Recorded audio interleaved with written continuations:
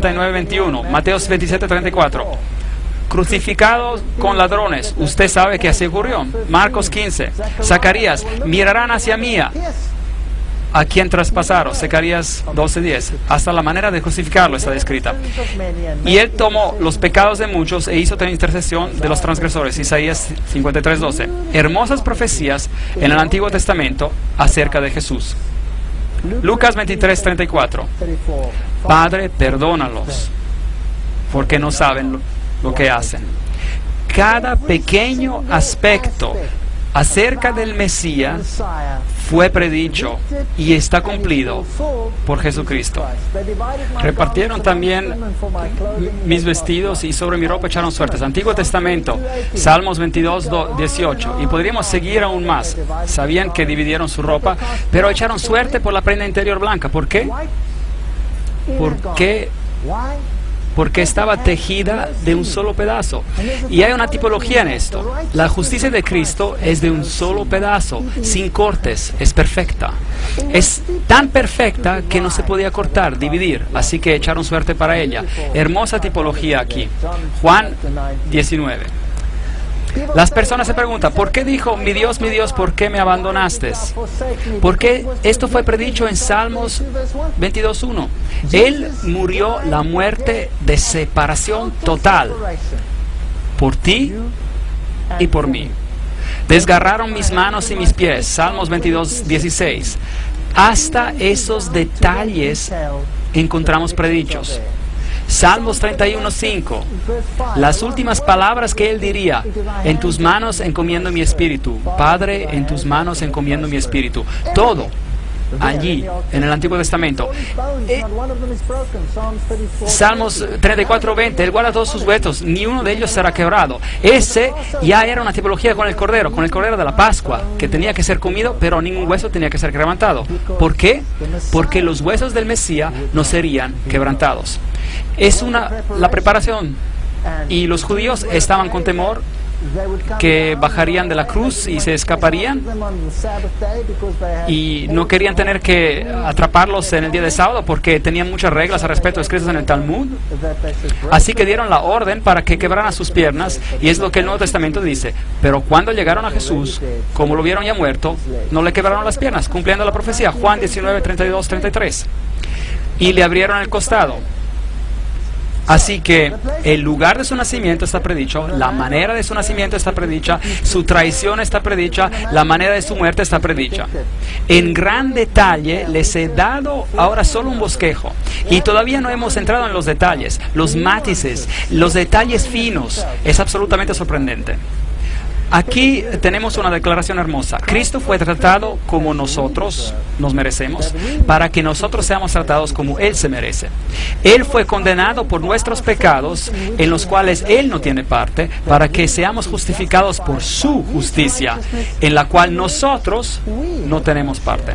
Él sufrió la muerte que ha de ser nuestra, para que nosotros recibamos la vida que ha de ser suya. Por sus llagas fuimos nosotros curados. Isaías 53:5. Hermosa declaración. De tal manera amó Dios al mundo, que ha dado su Hijo unigénito, para que a todo aquel que cree en Él no se pierda, sino que tenga vida eterna. Isaías 53 dice: su tumba sería con los impíos. Muy interesante. Mas con los ricos fue en su muerte. Entonces Él murió entre los impíos, y un hombre rico le dio la tumba.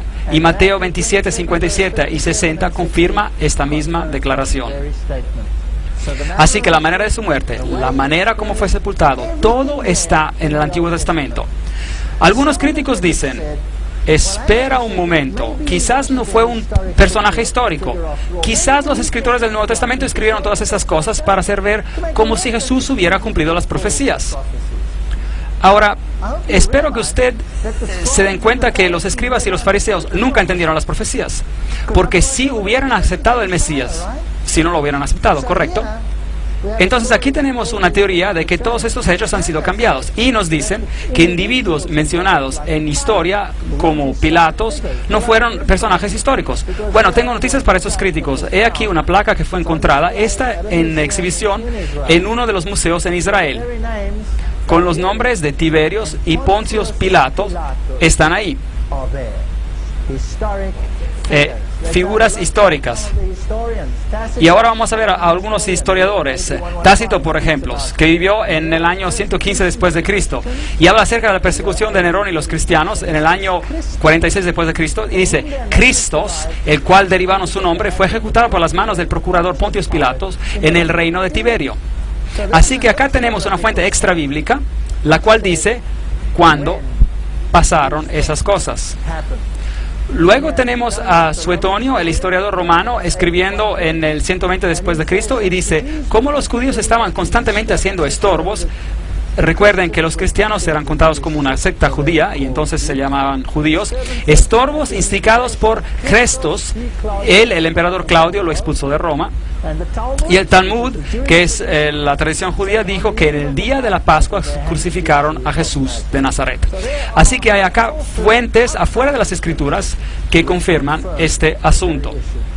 Jesucristo era siempre central. El Mesías era siempre el centro de la religión de Israel. Si mira al santuario que tenía que ser construido, cada objeto, cada parte del servicio que ocurría en el santuario es una referencia a Cristo. La historia más hermosa del plan de salvación se representa aquí en el sacrificio del Cordero, el cual representa el Cordero que quitaría el pecado del mundo. Si entra a este santuario, había un lavador que representa las consecuencias de sus acciones, lavados de sus pecados, de confesar sus pecados. Jesucristo, la luz del mundo; Jesucristo, el pan de la vida; Jesucristo, el intercesor; Jesucristo, el misericordioso. Todo está allí. Es una historia hermosa, pero no tenemos tiempo para entrar en eso. Hasta en la tipología del sumo sacerdote, el sumo sacerdote representaba a Jesucristo. Era un símbolo, porque Pablo dice: tenemos un sumo sacerdote. Es Jesucristo el que ha entrado en la majestad del cielo. Hebreos 8, 1, 2. Tenemos un sumo sacerdote, el cual se sentó a la diestra del trono de majestad en los cielos. Él es el ministro del santuario y de aquel verdadero tabernáculo que levantó el Señor y no el hombre. Tema muy interesante. Porque no entró Cristo en el santuario hecho por los hombres, figura del verdadero, sino en el cielo mismo.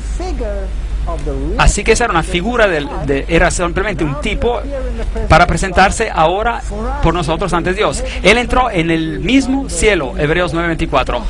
Todo el Antiguo Testamento es una tipología de las mismas acciones de Jesús. Así que ahora tenemos un problema. El mundo va a esperar muy pronto que todos reconozcan a todos como iguales. Pero la Biblia dice que hay solo un camino a la salvación, y ese es por medio de Jesucristo.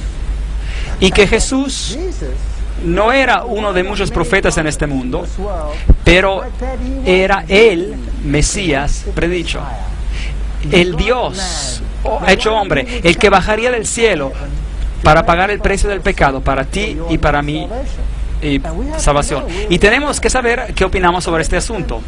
Bueno, hay una fantástica profecía en Daniel que ha puesto este asunto más allá de cualquier sombra de duda. Tanto así que es una pesadilla para aquellos que quieren rechazar a Jesucristo como el Mesías. En Daniel capítulo 8 tenemos un recorrido a través de la historia, como lo hicimos en Daniel capítulo 2, donde estudiamos de la cabeza y de los brazos de plata y el bronce y el hierro. Pero aquí toda la historia se repite representada por animales.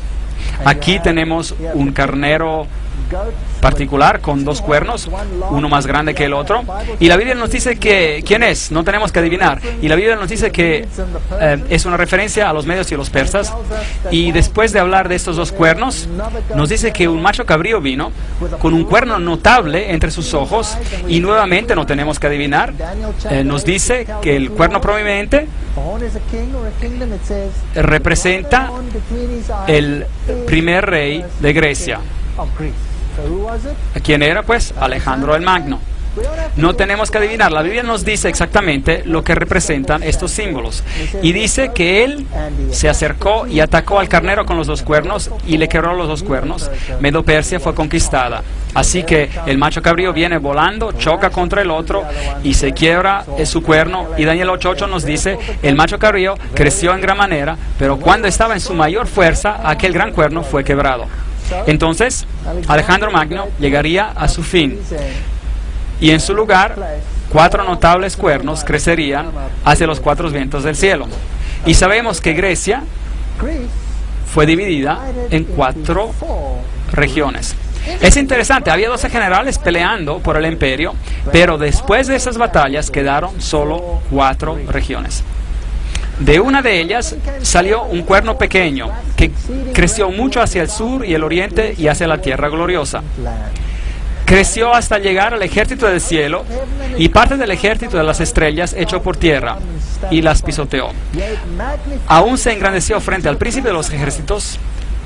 Por él fue quitado el sacrificio continuo. La palabra sacrificio está escrita en cursivo, significa que no existe en el texto original. Eso es lo que significa en la versión King James en inglés. Cuando escriben una palabra en cursivo significa que no está en el original. Así que por él el continuo fue quitado y el lugar del santuario fue echado por tierra. Ahora, todo este santuario representaba al Mesías y Roma vino y crucificó al Mesías. Hablaremos de este asunto con más detalle después. Entonces oí hablar a un santo. Ahora Daniel en su visión escucha a un ángel hablar a otro ángel. ¿Y hasta cuándo durará la visión del sacrificio?, le pide el ángel al otro. La palabra sacrificio es añadida. Y la palabra continuo es tamid. La palabra sacrificio está añadida. El tamid, es decir, el continuo, el diario. El tamid significa continuo. El tamid era el fuego que estaba quemando siempre, y cuando los hebreos veían el fuego que siempre quemaba, sabían que había un sacrificio quemándose en su favor, representando la expiación de Cristo. Y podremos volver a este tema más tarde en una lectura. La prevaricación asoladora y la entrega del santuario y el ejército para ser pisoteados. ¿Cuándo va a pasar todo esto? Y le dijo, hasta 2300 tardes y mañanas. Y luego el santuario será purificado. Daniel 8, 13, 14. Tenemos un tiempo profético, una profecía sobre tiempo. Ahora, no vamos a hablar de esta profecía esta noche. Estos 2300 días proféticos los explicaremos otra noche en detalle. Así que no quiero hablar de esto en detalle, pero Daniel está hablando acerca de una profecía sobre un periodo de tiempo definido. Y yo quiero ver a una porción de este tiempo profético. Daniel 8, 23, 26.